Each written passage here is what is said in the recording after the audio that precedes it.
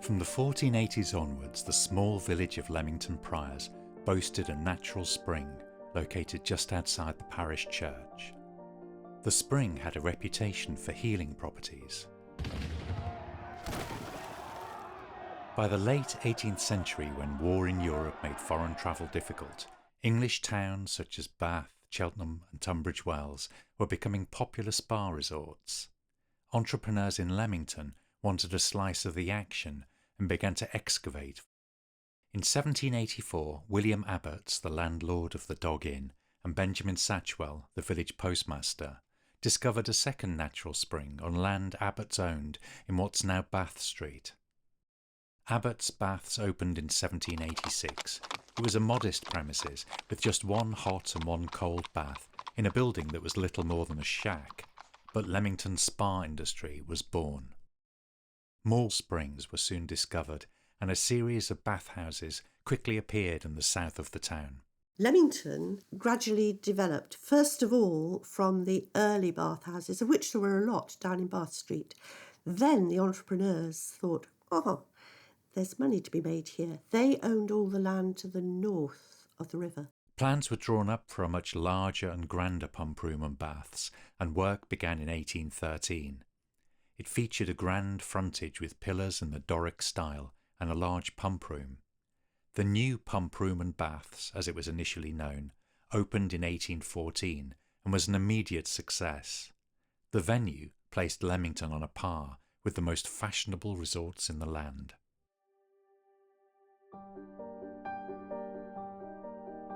The town grew rapidly.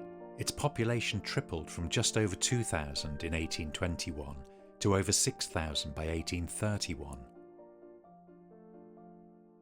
Wealthy visitors flocked to see Dr. Henry Jeffson, the town's most famous physician. These included the Princess Victoria, heir to the throne of England. When she became queen in 1837, enterprising Leamingtonians spotted an opportunity to use this link as a way of raising the profile of the town, and they petitioned the new queen for permission to change its name to Royal Leamington Spa. The campaign was developed and led by somebody called Major Hawkes, who was the master of ceremonies at the Upper Assembly Room. And I think a lot of it arose out of the euphoria from the coronation of the Queen in 1838.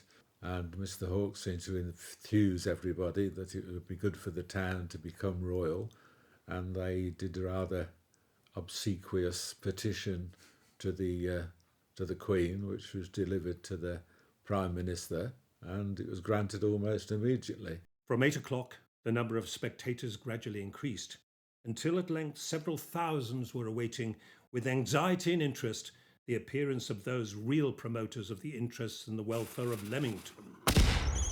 At a few minutes before 10, signal rockets were fired at a little distance from the town, on which the band instantly struck up the appropriate tune of "See the Conquering Hero Comes." The deputation arrived at the town hall amidst one universal shout of enthusiastic joy. Major Hawkes begged most sincerely and cordially to unite his hearty congratulations with those of his fellow townsmen upon obtaining Her Majesty's gracious permission to designate that town the Royal Leamington Spa, a distinguished mark of regal favour which had not been bestowed upon any other place in the British dominions. This was a great honour, the first of its kind, and should have marked a high point in Leamington's fortunes, but a financial crisis would bring the development of the new town to an abrupt halt.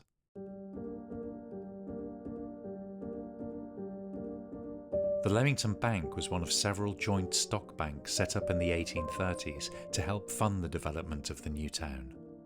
Unlike in limited companies, the shareholders were individually liable for any debts incurred by the bank.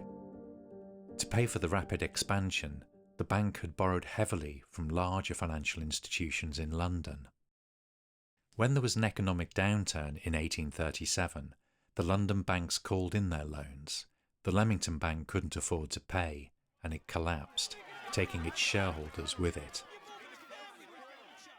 The Leamington Bank went bust, and took with it lots of builders, small craftsmen, all sorts of people.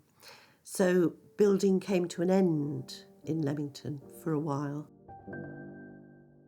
Despite this setback, Leamington's status as the only royal town in England lasted another 70 years, until its former spa rival Tunbridge Wells was granted the same honour by King Edward VII in 1909. If you enjoyed this video, please like and subscribe to the channel.